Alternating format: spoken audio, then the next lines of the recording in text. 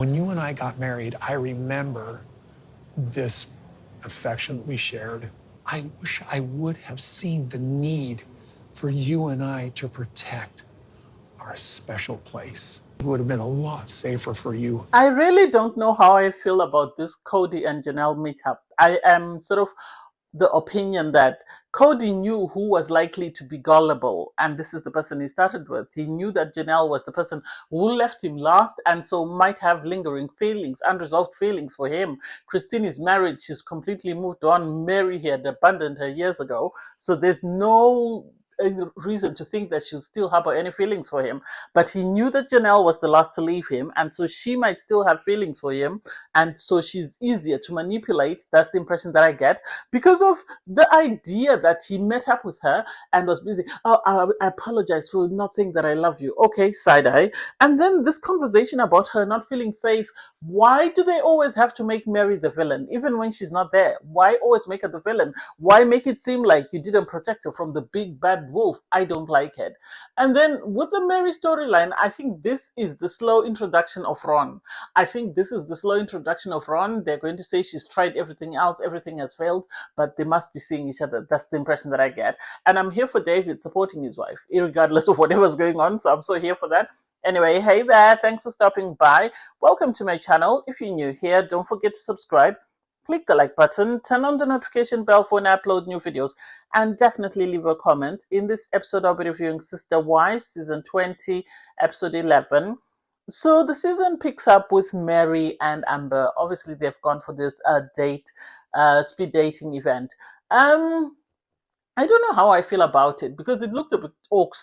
It was such a massive room, and it seemed like TLC must have gone to this event and said, do you mind if we just come and film our people? They won't mix with anyone, they won't talk to anyone, but we'll just film them sitting around and hanging around. That's the impression that I got, because it didn't make sense why they were there and they wouldn't talk to anyone unless Amber refused to speak to anyone, or to refuse to let Meri sort of out of her sight, and Meri didn't want to walk in on her own. That's the only impression that I get. They were made to fill out some forms, and so they had to fill these questionnaires that then made them sort of be matched with someone, and they were just looking at everyone around and sort of saying, oh, it's really awkward, it's hard work in the dating field. It's the audacity for me for Robyn to talk about how she feels bad for people that are out there dating. And it's like, madam, you stole somebody's husband. Please sit down, take several seats. You flirted with somebody else's husband in their presence, dated him, and then got him to marry you and got him to leave his wives. So please take several seats. Your opinion here is not needed. Meri was saying she's very picky, so she knows what she wants and she's not going to settle. I think that's mainly because of the struggle she went through with Kody, and so she's not going to sort of put up with the same nonsense, and this is why she's very particular about who she wants and what she wants in a man. And I'm like, good for you. Anyway, we have Kody and Janelle finally meet up. Janelle is questioning, why now? Why does he want to meet up? The last time they met at Coyote Pass, it was very awkward. And personally, I feel like Kody is not on a mission to apologize because he's sorry.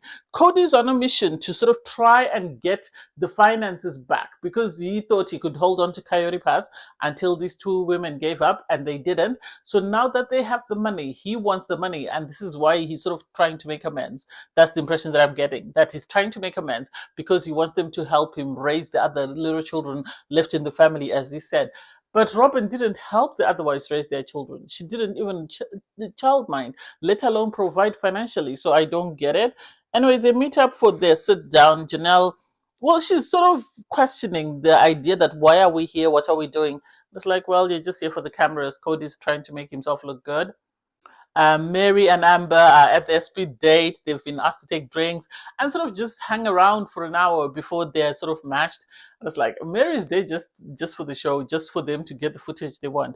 She has found a guy in Ron, and that's it. She talks about the fact that apparently she dated Kody for 2 months and then married him within 6 months of knowing him. And it's like, oh my God. That's like married at first sight. Oh, not even married at first sight. That's Love is Blind, because they date for 2 months and then they get married. And that's more or less what it is. And so I guess because of their religion and how they were raised, Meri was saying this is normal and this is acceptable. But then you never know who you're dating. Look at who she dated. He dragged her along for 10 years only to tell her after 30 years of marriage that actually my feelings for you are gone. I never felt anything for you. So I think that needs to be reviewed. That needs to be reviewed. That custom of sort of matching people and getting them married immediately. Although I'm a strong advocate for love is blind. Christine and David, they go for pickleball. And David, I love how supportive he is to his wife. I love how he'll do anything just to make her happy and put a smile on her. Christine is not a sports person. She's not a sports person. And he knew how to wind her up because he kept hitting the ball out of the field. And so she was constantly having to run for it. Good exercise, anyway. Good exercise. So I love that for them. Anyway, Christine says Kody reached out. She spoke to Janelle. Janelle said he also reached out to her. And she said she didn't want to talk to him because she doesn't understand why he wants to talk to her. Their last sort of interactions were very awkward, so she doesn't know why. And then you have this scene of Kody making his grand apology. He said, I want to apologize. He didn't say, I am sorry. There's a difference. There is a difference. And so I don't get why Janelle didn't see through that because he said he wants to apologize for being angry and bitter when the family broke up. He wants to apologize for saying that he didn't love her. And it's like, okay. I am going to side IU. I'm going to side IU because Janelle was saying, yes, I didn't recognize the man you had become. That's not the man that I married. The man that I married was more caring, empathetic, and whatever. But the man that I saw out there was totally different to what I knew. And so this is why, as you were speaking, I couldn't sort of take it seriously because I didn't understand why you would say that.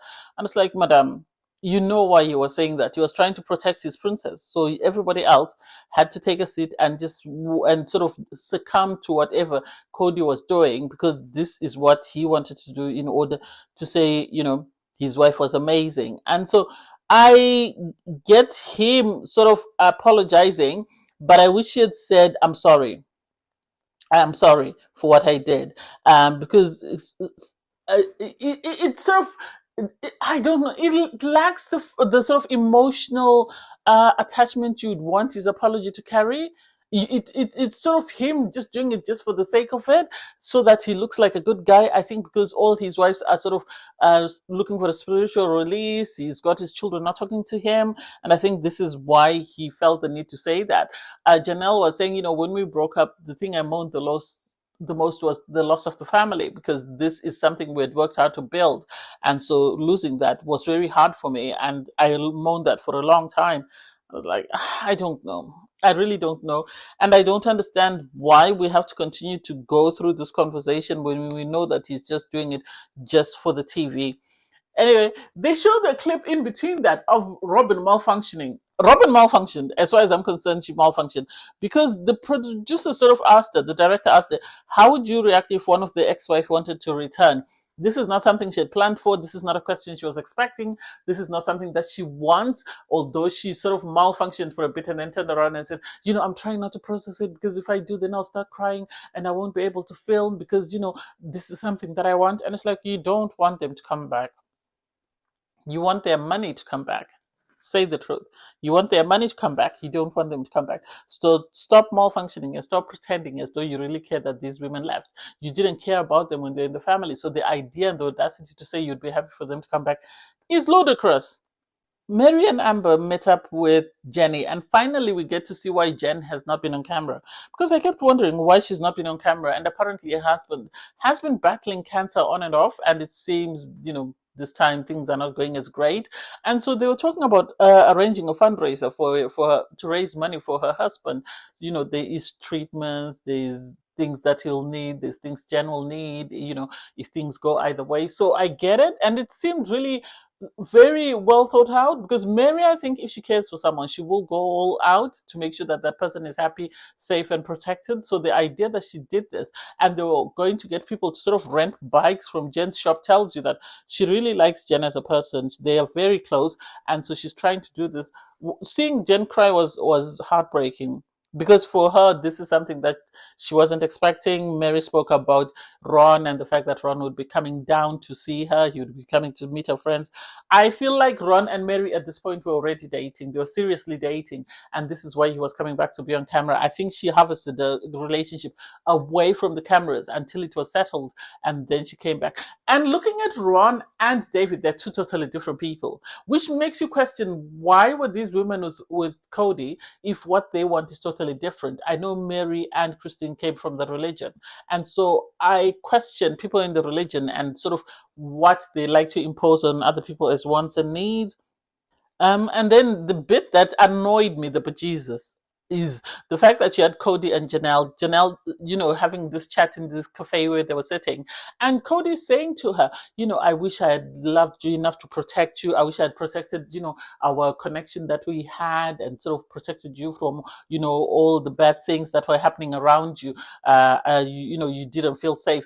And it's like, why are we constantly making Meri out to be the villain? Why are we are implying, because Christine wasn't there at the time Janelle came in, so the only other person who was there was Meri. So Meri is the big bad wolf, and Kody and Janelle couldn't protect themselves from her. Make that make sense? I really hate it, and I hope Meri at some point speaks her truth, because this is becoming too much, and I hate defending her like I'm a member of her defense league. But I didn't like that.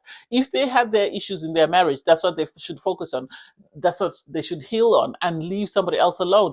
And the audacity and the idea that Janelle is eating all this up tells me that she still, has feelings for this man. And if her children do not pull her away from him, she is definitely going to rekindle with him, or maybe have a hookup. So we have Christine and David. Christine is saying she's very nervous about speaking to Kody because the last conversations she had with him didn't go very well. And so the idea that she has to sit down with him, she doesn't feel that. And she was even telling production that I'm not yet 100% on saying that I'm going to meet up with him, because I want to know, why does he want to meet up with me? And this is why Kody started off with Janelle, because he knew Janelle was the weakest link out of the three. And so if he got Janelle on board, then everybody else would have to come on board. They couldn't say no. And so I love that David said, at the end of the day, Kody needs a relationship with his children, irregardless of where he stands with the mothers. He needs to sort of have a relationship with his children. And if that means by starting with having sort of amicable relationships with the mothers, then I'm all for it. I will be there. I will be supporting you. So you don't need to worry. And this, I think, is the type of man that Christine needed, given how she presents herself. David is the man that she needed. Kody is the man she might have wanted, but David is the man she needed. Because yes, he is goofy, yes, he likes to wind people up, but when it's time for business, David does the business that he's supposed to do. So I'm happy for Christine that she has someone like that, and I hope someone like Meri and Janelle find people like that who are able to sort of support them and love them for who they are. And so I was happy that, they're going to have to sit down, and I hope Kody, seeing how his children behave towards David, is going to be a wake-up call for him. Anyway, Kody is having this conversation with Janelle. Kody was sort of asking Janelle, "Did you ever think we were going to break up?" And it's like, you all say Meri is the big bad wolf, but you still broke up with Kody. Meri wasn't in your relationships when you broke up with Kody. So your relationships were built on a rocky foundation, and suddenly we're now blaming somebody else and saying she is the reason why you felt unsafe, you felt you were in danger. Make that make sense? Anyway, they spoke about going to Garrison's graveside to sort of put a headstone. I think Janelle was just offering an olive branch. I don't know whether her children will be happy with that. This is something she will need to address with them, because this man wasn't the best to his son, and he's tried to use the cameras and everybody else as a way of gaining favor from the viewers. That's the impression that I get. That all this, even the apology tour, is to gain favor from the viewers. It's not because he's doing it out of the generosity of his heart. I don't think so. I think he's doing it because of the viewers, and he's trying to be in our favor and see if he can get us all on board. I sadly am not one of those. Anyway, thanks very much for watching. Please don't forget to like, share, comment, and subscribe. Click on the link in my video to watch my review from episode 10. Bye, everyone.